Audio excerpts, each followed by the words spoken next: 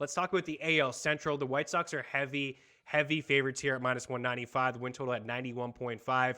It's tough. We're not going to sit here and tell you guys to bet this. Neither one of us want to bet this. It's not a number we can get behind for a future. Are you kidding me? Minus 195. And then we got to wait all the way to October to get our cash. It's not a great bet. I think there's certainly some value here on the Twins at plus 500. What I will say about the White Sox is I do believe they win this division. You know how much I like the White Sox. I think you're on the same page. We just don't love them when it comes to the postseason. But for 91.5 wins, I think this is a 95, 96 win team. I wouldn't be shocked if they flirted with 100 wins, but there really is some value here, Tino, when it comes to the Twins at plus 500. And I think there's some value when it comes to KC at over 74.5 wins. They got some kids inside that system as well.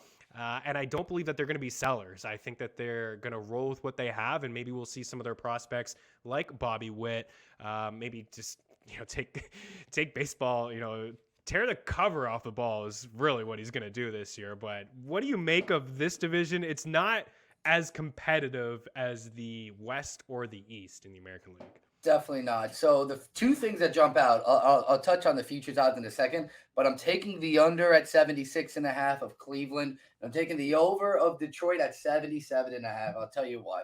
Detroit won 77 games last year, and they were just not a good team. They made improvements. They got significantly better. I think they're a better team than they were last year. So just to a dumbed down version of this is a 77 win team last year. They're at 77.5. I'll take the over. Maybe we got to sweat it out.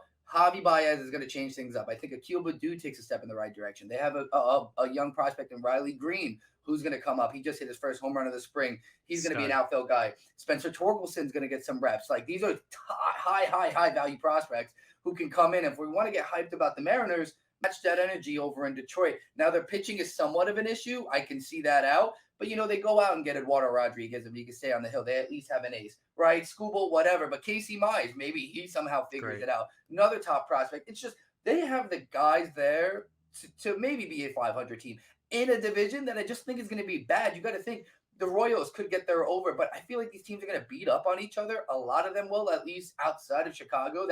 Those are some easy wins. Playing the Royals, playing the Indians is probably where they can make up a lot of this ground. And I think their offense are better than those teams right now, even though you mentioned the Royals, Bobby Witt. And in terms of the Indians, I mean, we can just talk about their bankroll. I don't know what's happened to the Guardians, not the Indians, the Guardians, but they just stopped caring about baseball over in Cleveland all of a sudden. It just seems it's Jose Ramirez or bust. And that's my concern with him in these draft formats. To every reason we talk about the Trout effect of, who's he hitting in, right? How many solo home runs can this guy hit this season? He could steal some bases. They're going to probably put him everywhere, but they're super young, and they just don't have anything invested. Shane Bieber's not even signed long-term. Like, this team has a lot of just question marks and concerns, I feel, across the roster, and I just don't think they care enough, to where late in the season, if they're just out of it, they're going to chalk it kind of thing. And so that's my concern with the Indians and why I'm going to take the under there.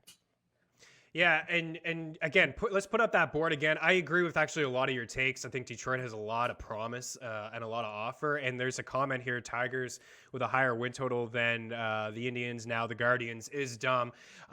Yes and no. I think you're probably right that they could ship. There's a lot of reports that they trade Jose Ramirez. There's no protection for Ramirez at all inside that lineup. And Shane Bieber is dealing with a shoulder issue. Cal Quantrill was really good at moments last year, the post-high sleeper. Tristan McKenzie is a guy that I do like who, I think he could be a nice value in drafts as well. I don't like Zach Plesac.